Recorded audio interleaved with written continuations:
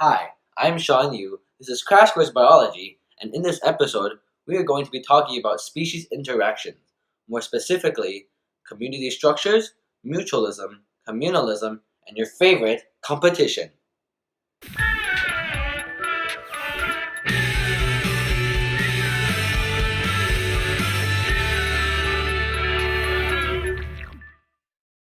Well, first, we're going to talk about competition.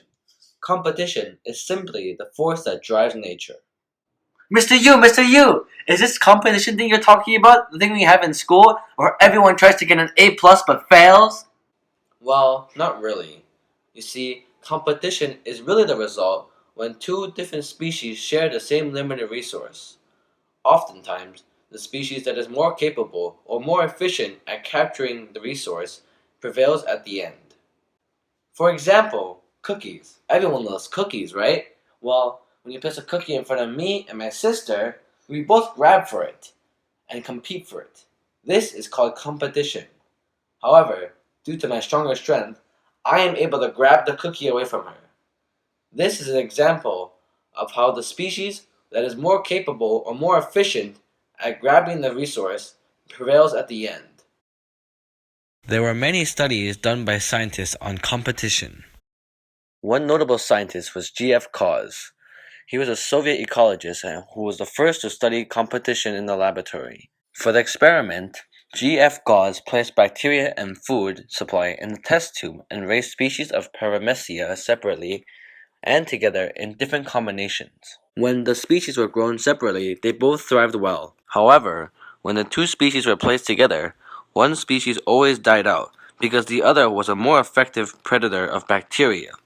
This is an example of competitive exclusion, where one species is eliminated from a community due to competition. And now an ad from our sponsor.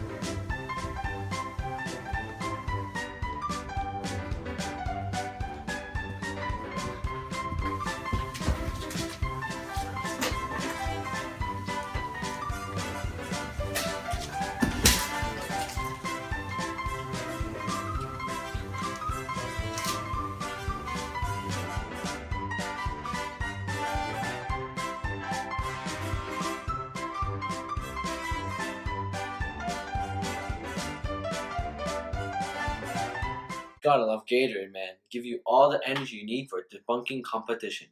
Anyways, one other important study about competition was conducted by Joseph Connell. Connell studied two different species of barnacles that lived in the intertidal zone, the portion of the shore that is exposed during low tide. Each species formed a distinct band within the intertidal zone, in which one was living higher on the rocks than the other.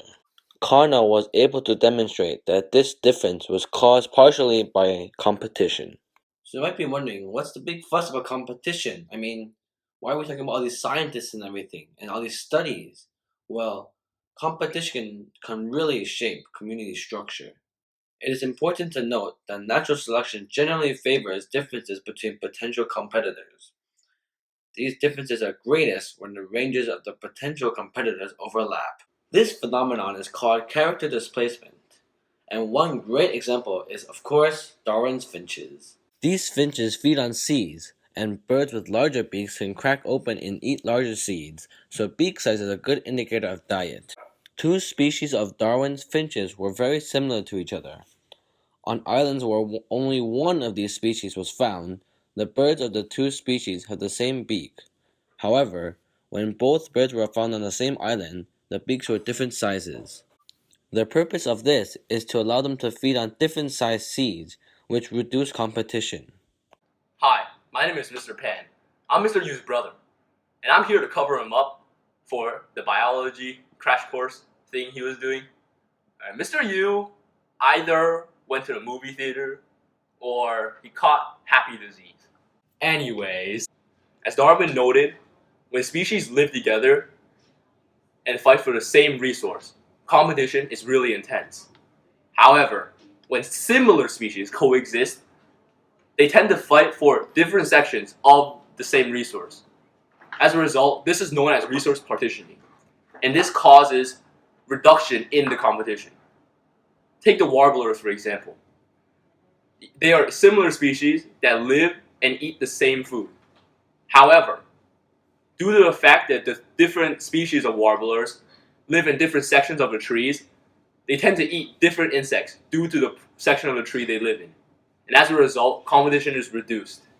Moving away from the topic of competition, we arrive at mutualism. What is mutualism, you may ask? Mutualism is when two species live together and both benefit in the end. Think of it this way, as if an uneducated jock and a nerd became friends. The uneducated jock would learn stuff from the nerd and as a result, pass school. The nerd, on the other hand, he would gain some social skills from the jock. Without the jock, the nerd's social life would be non-existent. While on the other hand, the jock will have no education and would probably never make it to the NFL anyways. Well, going to a more naturistic idea, a good example was when animals such as the bee and the flower work together. The bee takes the pollen and is able to produce honey as a result. However, while it takes the pollen from the flower, it pollinates other flowers on the way back home. As a result, the flowers are able to reproduce. Following the topic of mutualism, we have something called commensalism. What is commensalism? It's basically the combination of mutualism and parasitism, but just not the combination. Instead, it's when only one animal or species benefits, while the other one is not affected. A good example of this occurs in Tanzania, in which the birds of there need to feed on small lizards and insects. However, these small lizards and insects hide in tall grasses, and therefore they're hidden from the views of their predator, which are the birds. On the other hand, there are the buffalo, huge tanks of animals which walk around and cause these small animals or insects to scatter away from their hiding spot. In the end, the bird is able to eat. However, the buffalo is not affected, and as a result, these two species, the bird and the buffalo, have a commensalism type of relationship. Thank you for watching this final episode of Crash Course Biology. In the future, if you want any more knowledge on biology, please just contact us. But make sure you give us your credit card number, social security, just to make sure that our videos in the future are twice as good. Alright, see ya!